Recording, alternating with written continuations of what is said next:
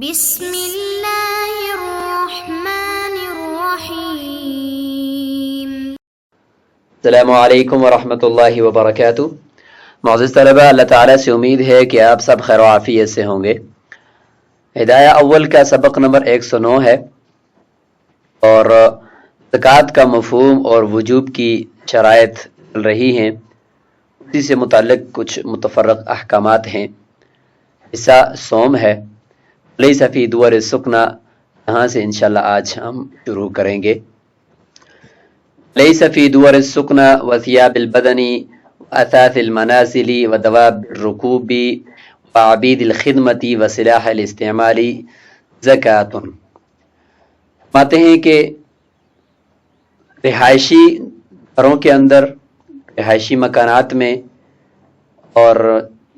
استعمال کے کپڑوں میں اور گھریلو استعمال کے برتنوں اور سامان میں اور سواری کے جانوروں اور سواری کے لیے اپنے استعمال میں رکھی ہوئی گاڑی میں، عبید الخدمہ اور خدمت کے لیے رکھے ہوئے غلاموں میں، وسلاح الاستعمال اور اپنے استعمال میں رکھے ہوئے اسلحے کے اندر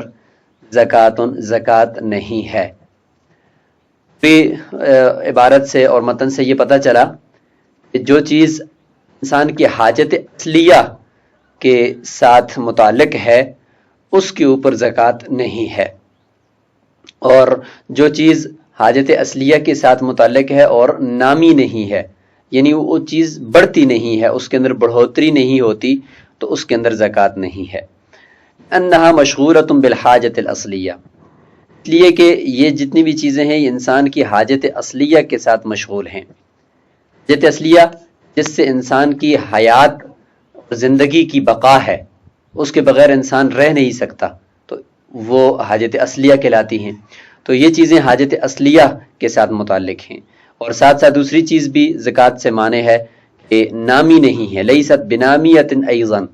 کہ یہ چیزیں بڑھتی نہیں ہیں، ان کے اندر کوئی ترقی نہیں ہوتی، جو کی تو ہی ہوتی ہیں اور انسان اس کو استعمال کرتا رہتا ہے۔ کیونکہ بڑھوتری جو ہوتی ہے وہ تجارت کی طور پر ہوتی ہے، کہ کوئی تجارت کا مال ہو تو اس میں بڑھوتری ہوتی رہتی ہے، یا پھر ہے کہ پیدائشی طور پر خلقتاً اس چیز کے اندر بڑھوتری کی اہلیت ہوتی ہے، جیسے کہ سونا اور چاندی، تو ان کی ریٹ بڑھتی رہتی ہے۔ تو یہ دو چیزیں ہوتی ہیں، تو یہ ان دونوں میں سے کوئی بھی چیز نہیں ہے۔ علی ھذا، اسی مسئلے کے اوپر اور اسی علت کے ساتھ کتب العلم لأہلہا، تو دینی کتب ہوتی ہیں یا دنیاوی کتب، علوم کی کتب ہوں، لیکن لأہلہا، اہل علم کی جو کتب ہیں وہ بھی حاجت اصلیہ کے اندر ہیں، تجارت کے لیے نہیں ہیں اور مال نامی نہیں ہے، لہذا ان کے اندر بھی زکوٰۃ نہیں ہے۔ لأہلہا کی قید اتفاقی ہے، اہل کے پاس بھی اگر کتب ہوں لیکن تجارت کے لیے نہ ہوں تو ان کے اندر بھی زکوٰۃ نہیں ہے۔ آلات المحترفین، اور شور لوگوں کے پاس جو آلات ہوتے ہیں ان کے کام کرنے کے، بڑھئی کے پاس جو ہوتے ہیں، اسی طریقے سے دوسرے کام جو مکان بنانے والوں کے پاس جو ہتھیار ہوتے ہیں، تو ان کے آلات کے اندر بھی زکوٰۃ نہیں ہے، لما قلنا، جیسے کہ ہم نے کہا کہ یہ مال نامی نہیں ہے۔ اس سے مراد وہ والے آلات ہیں کہ جن کو باقی رکھتے ہوئے انسان ان سے کام کرتا ہے اور مزدوری کرتا ہے، اور ان کا اثر وہ ان کے کام کے اندر نظر نہیں آتا، جیسے کہ مثال کے طور پر بیلچا ہے اور کدال ہے، یا اسی طریقے سے آری ہے، اور یہ چیزیں ہیں۔ اور ایک وہ ہوتا ہے کہ جس کو باقی رکھے بغیر ان آلات کو خود استعمال کر کے، اور وہ آلات بھی مزدوری کے دوران ساتھ ساتھ وہ صرف ہو جاتے ہیں، ختم ہو جاتے ہیں، اور ان کو صرف کیے بغیر، خرچ کیے بغیر وہ مزدوری ہوتی نہیں ہے، تو ان کے اندر پھر زکوٰۃ ہوگی۔ جیسے کہ رنگ کپڑوں کو کلر کرنے والا، اس نے اپنا کلر خریدا اور وہ کپڑوں کو کلر کرتا ہے اور مزدوری کرتا ہے، تو ساتھ ساتھ وہ اپنا جو کلر ہے، جو آلہ مزدوری کا، اس کو استعمال کر رہا ہے، اور اسی کے عوض میں وہ پیسے لے رہا ہے، تو گویا کہ یہ اس کا آلہ خود یوز ہو رہا ہے اور اس کے عوض میں پیسے مل رہے ہیں، تو لہٰذا اس میں اس رنگ کی جتنی بھی قیمت بنتی ہے اور دوسری جو اس کا اموال زکوٰۃ ہے اس کے ساتھ مل کر اس کی بھی زکوٰۃ دینی پڑے گی۔ وَمَن لَهُ عَلَى آخَرَ دِينٌ فَجَحَدَهُ سِنِينَ ثُمَّ قَامَتْ لَهُ بَيِّنَةٌ لَمْ يُزَكِّهِ لِمَا مَضَىٰ۔ اس سے پہلے تو یہ تھا کہ کس شخص کے اوپر زکوٰۃ لازم ہے اور کس شخص پر زکوٰۃ لازم نہیں ہے، اور اب یہاں سے آگے کہ کن کن مالوں پر زکوٰۃ لازم ہے، یعنی دین کی جو بات ہے وہ یہاں سے ذکر ہو رہی ہے کہ کس دین کے اوپر، یعنی ایک بندے کا دوسرے کے اوپر قرض ہے تو اس قرض کے اوپر زکوٰۃ کب لازم ہوگی، تو اس کا اصول بتا رہے ہیں کہ ہر وہ دین کہ جس کا، یا ہر وہ دین یا ہر وہ مال کہ جو انسان کے، جس کا انسان کے قبضے کے اندر آنا اور اس کی ملکیت میں آنا ممکن ہے، تو اس مال کے اوپر اگرچہ اس وقت اس کی ملکیت میں نہیں ہے زکوٰۃ لازم ہے، لیکن کب لازم ہوگی؟ جب وہ اس کی ملکیت میں آئے گا تو پھر اس کو پچھلے سالوں کی زکوٰۃ بھی ساتھ دینی پڑے گی۔ اس کے برعکس اگر ایسا ہوا کہ وہ دین یا وہ چیز اس کی، وہ مال وہ اس کے ہاتھ سے چلا گیا ہے اور اب اس کا واپس آنا ممکن نہیں ہے، بظاہر کوئی اسباب نہیں لگ رہے اس کے واپس آنے کے، تو اس مال کے اوپر جب وہ مل گیا تو پھر اس کے بعد کی زکوٰۃ تو ہوگی، لیکن جب تک اس کے پاس نہیں ہے تو گزشتہ ان سالوں کی زکوٰۃ اس کے اوپر لازم نہیں ہے۔ اسی کو مال زمار بھی کہتے ہیں، مال جو غائب ہو گیا اور جس کے واپسی کی کوئی امید نہ ہو۔ اس میں ائمہ کے اقوال بھی دیکھتے ہیں، فرمایا کہ اگر کسی کا دوسرے کے اوپر قرض ہو اور جس کے اوپر قرض ہے اس مقروض نے کئی سالوں تک اس کا انکار کیے رکھا، تو گویا کہ ملنے کی امید نہیں ہے، اس نے انکار کر دی کہ بھئی میرے پاس تو اس کا کوئی بھی مال نہیں ہے، انکار کیے رکھا، تو ملنے کی امید نہیں تھی۔ ثم قامت لہ بینہ، پھر اس قرض دینے والے کے لیے بینہ قائم ہو گیا۔ بینہ کس طور پر قائم ہوا؟ کہ اگر پہلے سے بینہ گواہ موجود تھے پھر تو پہلے دن سے یہ زکوٰۃ لازم ہے اس قرضے کی، قرض کے مالک کے اوپر۔ یہاں پہ قرض کے دینے والے کا بینہ کیسے قائم ہوا وہ آگے شرح کے اندر آ رہا ہے۔ فرماتے ہیں کہ لم یزکہ لما مضی، گزشتہ سالوں کی جتنے سالوں میں اس کے پاس یہ مال نہیں تھا اور مقروض نے انکار کیے رکھا، ان سالوں کی زکوٰۃ اس نے نہیں دینی۔ معنی ہو ثم قامت لہ بینۃ کا معنی بتا رہے ہیں، صارت لہ بینہ،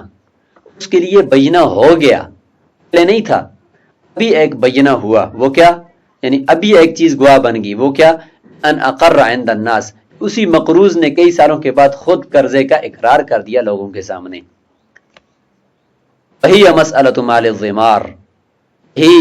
زمار کا مسئلہ ہے، اس کو مال الزمار کہتے ہیں۔ ازمار تھا، ازمار کا معنی پوشیدہ، تو یہ مال جو پوشیدہ ہو گیا، ملکیت سے نکل گیا اور اس کے ملنے کی امید نہیں ہے تو اس کی گزشتہ سالوں کی زکوٰۃ نہیں ہوگی، اگر مل گیا تو اس کے بعد سال پورا ہونے کے بعد زکوٰۃ ہوگی۔ تو یہاں پر بھی یہ اسی طریقے سے ہے۔ وفیہ خلاف ظفر و شافعی رحمہم اللہ، اس مسئلے میں امام ظفر اور امام شافعی رحمہم اللہ کا اختلاف ہے۔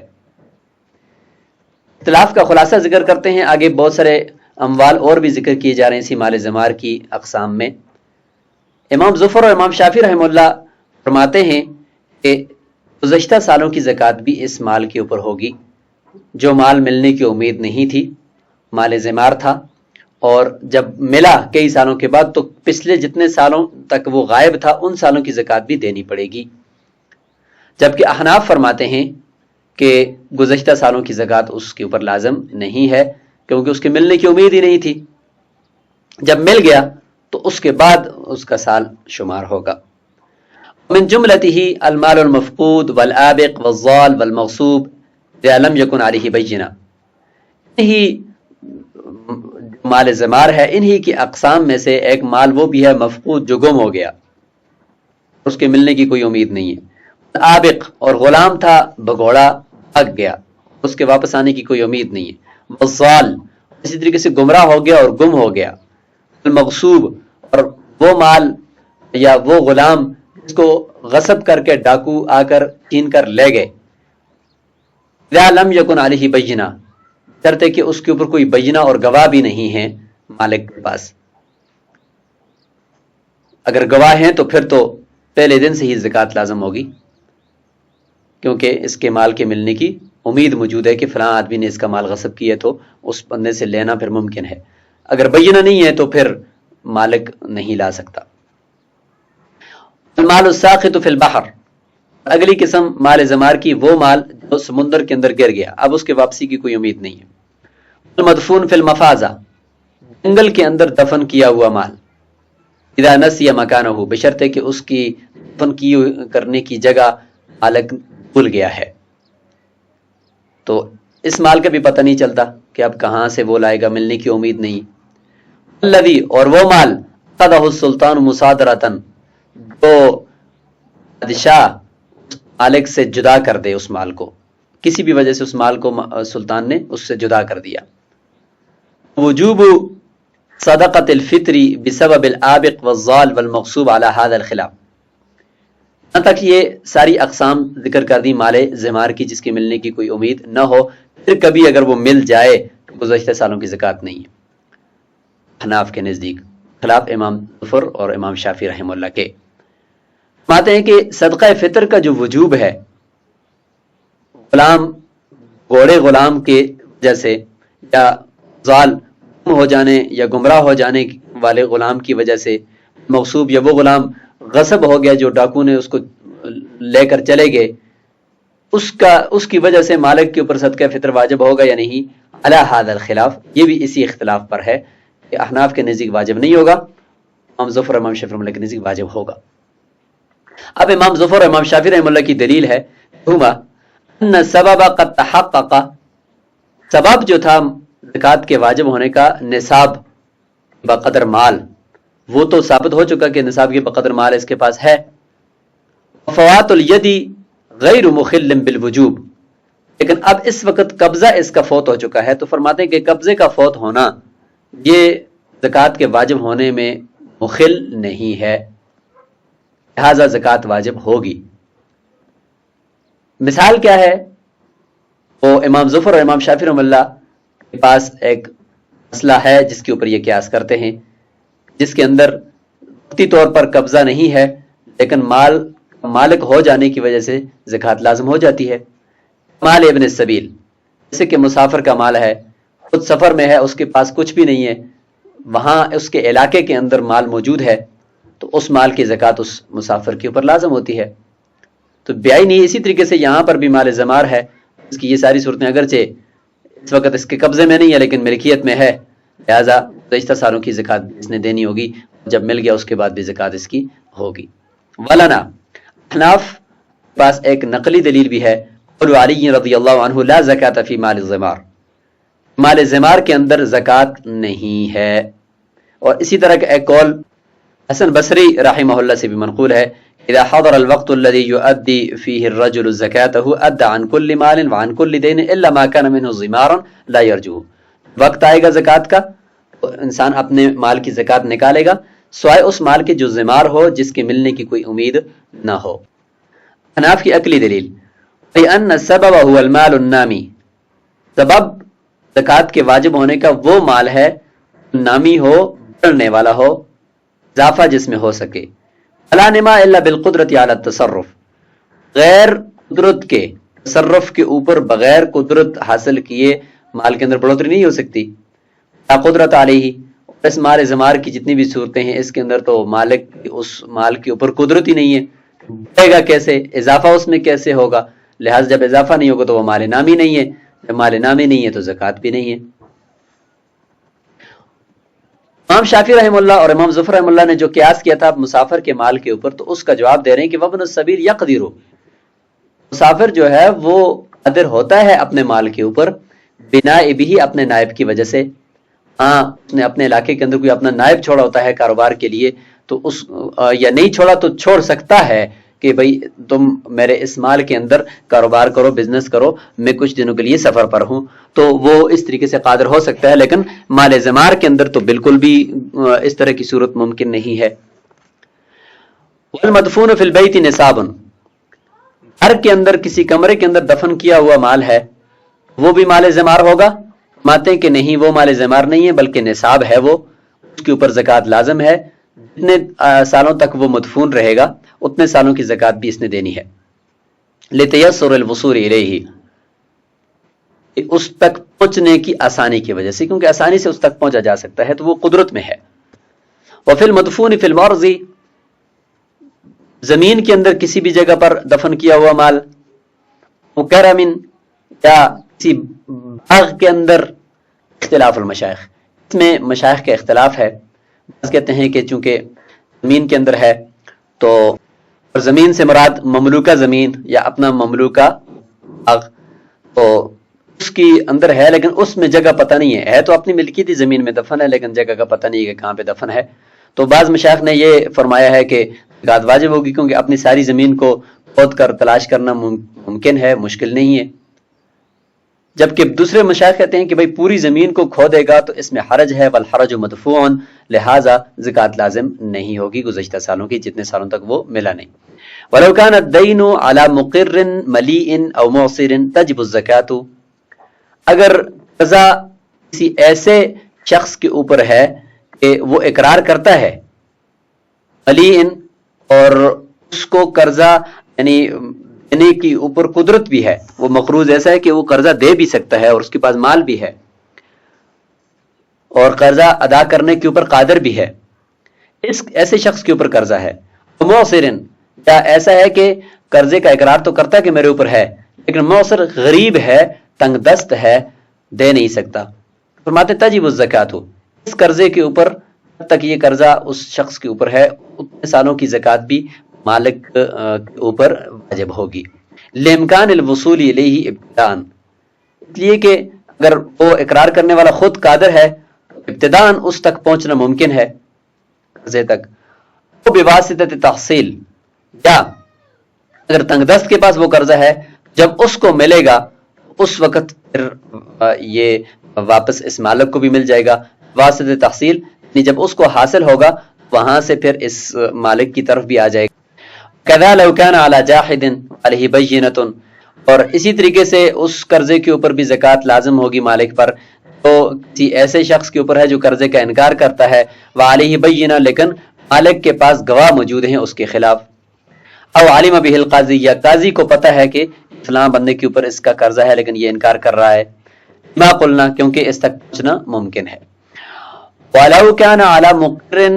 مُفَلَّسٍ، اگر ایسے شخص کے اوپر ہے جو قرضے کا اقرار تو کرتا ہے لیکن قاضی نے اس کو مفلس قرار دے دیا ہے،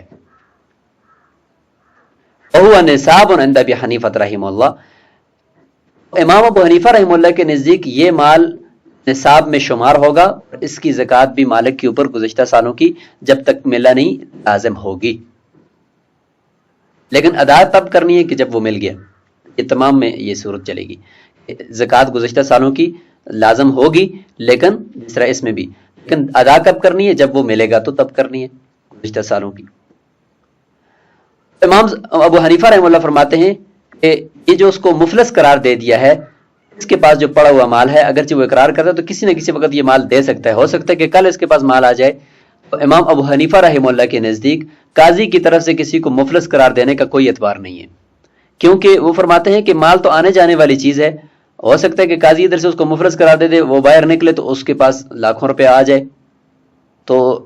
قاضی کے مفلس قرار دینے کا کوئی اعتبار نہیں ہے، لہٰذا اگر بندہ اقرار کر رہا ہے تو بس یہ مال کو ہے کہ ملنا اس کا ممکن ہے، مال زمار نہیں ہے، لہٰذا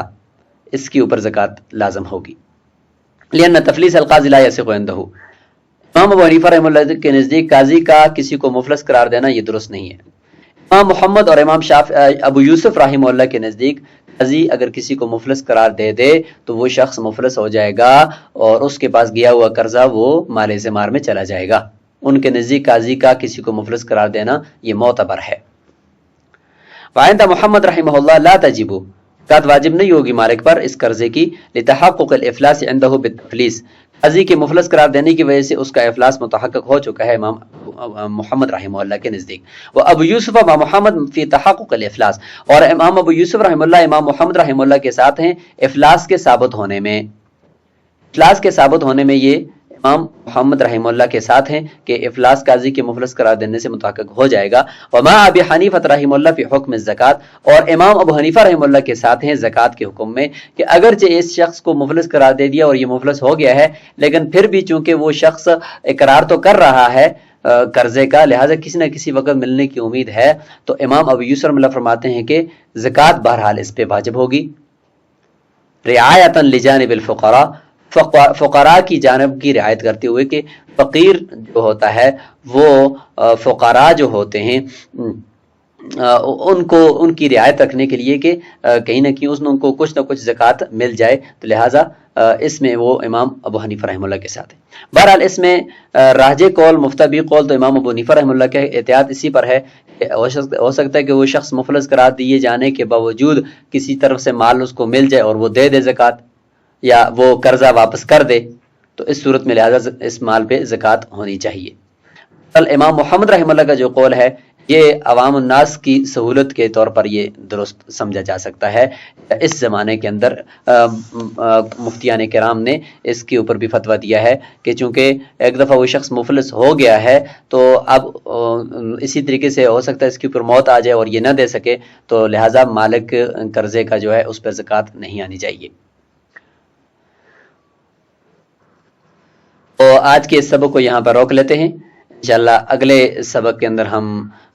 کتاب الزکوٰۃ کی جو وجوب شرائط کی جو بحث تھی اس کو انشاءاللہ ہم مکمل کر لیں گے. السلام علیکم ورحمۃ اللہ وبرکاتہ.